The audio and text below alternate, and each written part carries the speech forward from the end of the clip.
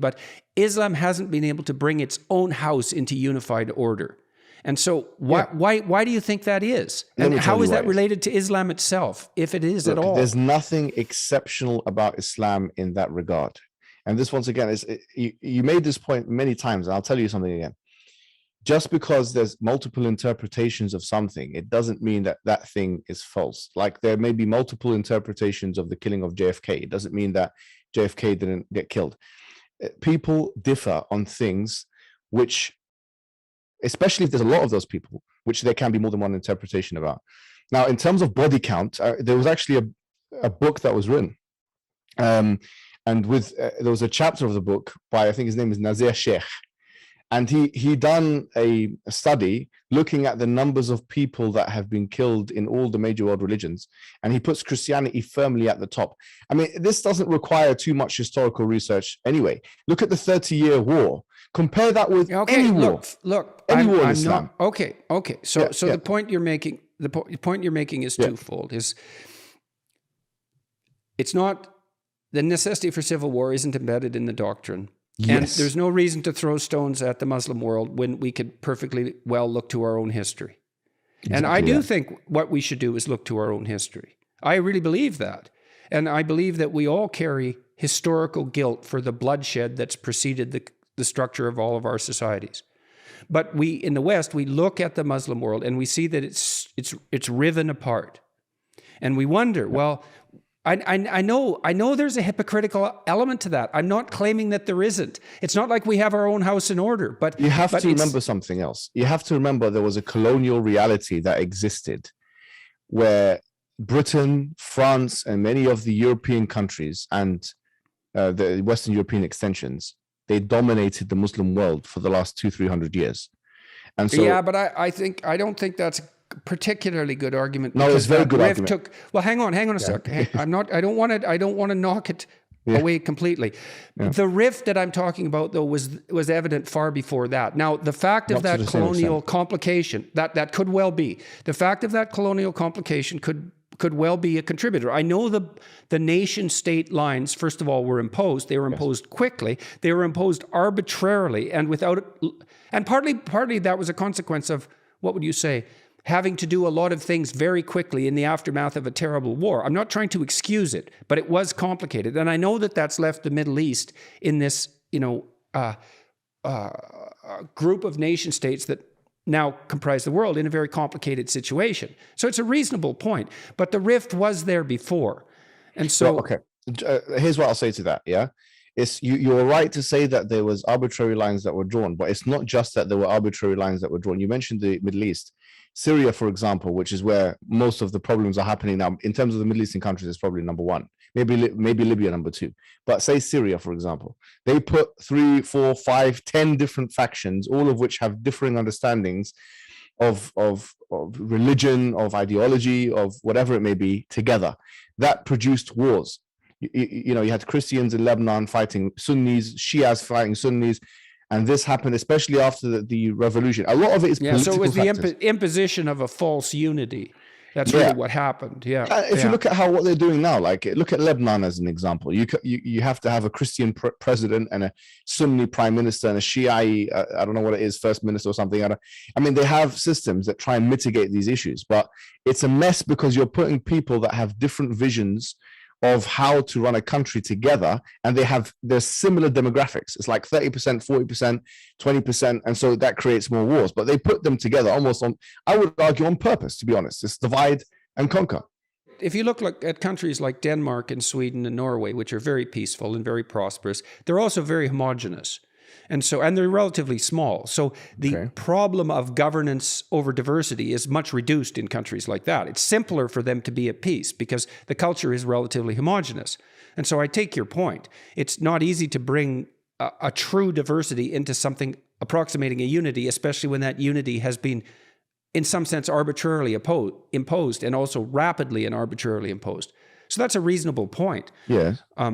Right. I think what it is, and I've seen this in your reading list, it's like when you follow kind of Bernard Lewis's or Samuel Huntington's kind of Clash of Civilization narratives, sometimes you miss the nuances, and these are the nuances. Yeah, well, that's for sure. There are myriad contributory factors to why, and I still don't see how Islamic countries, there's like almost 50 Muslim majority countries, are in general, like you made a point about economic potential one time. You said that. Yeah, I wanted to ask you about that because, well, that's another thing that's quite a mystery, is that comparatively speaking, per capita, the Muslim countries are not that productive economically. There's 4 Muslim majority in what countries. Sense? There are 4 out of 10 Muslim majority countries in the GDP per capita top 10. Brunei, Qatar, Kuwait, and Saudi Arabia. Yeah, well, I'm not sure that I'm willing to grant the fact that most of that wealth is generated by oil as a indicator of productivity. Still, the point stands is you said per capita GDP. Yeah, per capita. But sorry, yes, fair enough, and you were right to call me on that. That isn't what I meant. I'm sorry, because I don't think no, I do. We got to get the words right here. We got to get them exactly right because these things matter. You know that oil wealth is often a curse as well as a blessing. So outside of oil wealth, you have Brunei. Brunei is another country that's in the top 10. So let's talk about Brunei. What have they done right in your estimation? I don't know much about Brunei, but I know they're in the top 10. I have to be honest with you. That's part of this low resolution knowledge that we all have a problem with, right? I mean, talking about these things is very difficult because you have to know everything to do it right. And it's not that easy to know everything. I know that they were trying to implement Sharia to a very high level, and whatever they're doing is not because it's not despite the Sharia. But what I also know is that the methodology is flawed when you look at Muslim majority countries and say, well, they're not doing well as non-Muslim majority countries, because the Ottoman Empire 400 years ago was doing better than most countries in the world. Yes, absolutely. I know, and historical time frame matters, because it's definitely so that's a perfectly valid point. Let me tell you something, John Peterson. You are an epistemological pragmatist, from my understanding. You said before in an interview that anything which serves life is true. That's what you said, I think with Sam Harris. If this is the case, and you said it's nested in Darwinism, if this is your position, then the truth of the matter... it's nested in a very complex manner in Darwinism. Yeah, but if it's... I think that highest truth is something like love, and I think it's very much associated with the notions of love that are central to religious traditions. And so I'm with you, but you still believe that truth is utility, and you still believe, because that's the pragmatist position. And so truth is relative. What I'm saying but I also believe that the basis of utility is love. I'm not so sure that you and I differ so much on that particular issue. John Peterson, what I want to say to you is this, right? First of all, pragmatically, Islam is doing the best, because if you're talking about evolution, then we're talking about reproduction and survivability. And Islam has got the highest birth rates in the world today. It's the fastest growing religion by a mile. By 2100, it will be number 1. So in your definition, it should be the most true, by the way. Number 1. Number 2 is this. That's a lot of love, all that reproduction. Don't try and change the subject now. Look, so number 2 is this. Look, Dr. Jordan Peterson, is I'll tell you that I think I've seen your struggle against postmodernism. I've seen your struggle against nihilism, and I don't think you will be successful. And I'm sorry to say it like this. And the reason why I don't think you'll be successful is because your framework is itself relativistic. If it's utility and epistemologically pragmatic, then truth is relative. And if truth is relative, what are you going to say to you actually agree with the postmodernists in that sense. I think you're closer to postmodernists than you think. In fact, the pragmatist position is not inconsistent. It's a secret love. It's not inconsistent, Jordan Peterson, with the pragmatic position that you hold. What we are offering you and the West... I'm going to detail out that in much more detail when I go to Cambridge and Oxford. So I don't know. You should come.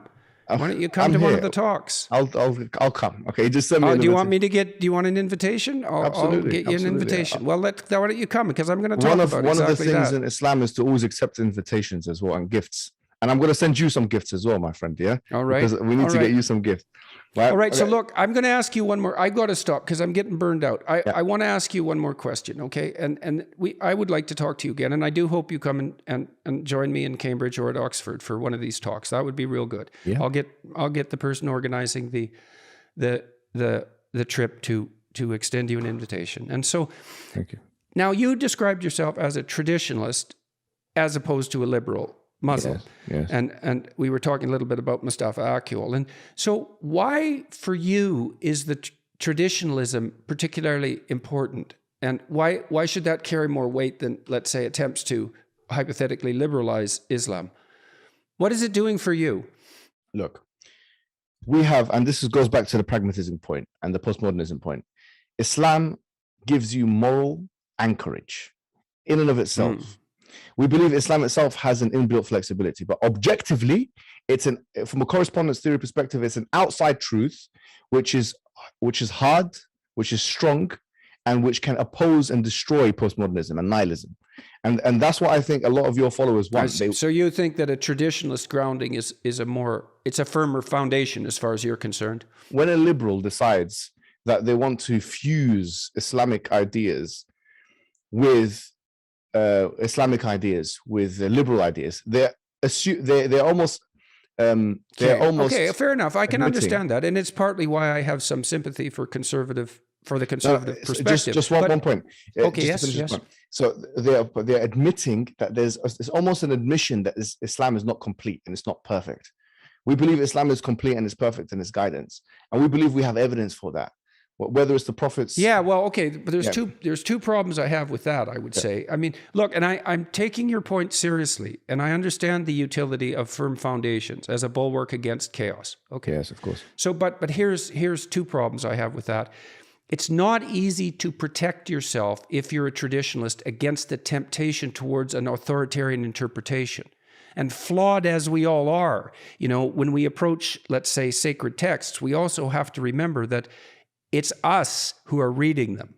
And divine though they may be, that doesn't mean we're perfect in our receipt of their message. And so it's hard. What the danger on the more traditionalist side is the slide into authoritarian certainty, as opposed to the slide into chaos on the more liberal side. Well, so how do you personally defend yourself against that? Well, first of all, authoritarianism on pragmatism and pragmatism are not inconsistent, because an authoritarian leader I'm not saying I have the answer to that problem. I'm fine. Making that That's claim. The first thing.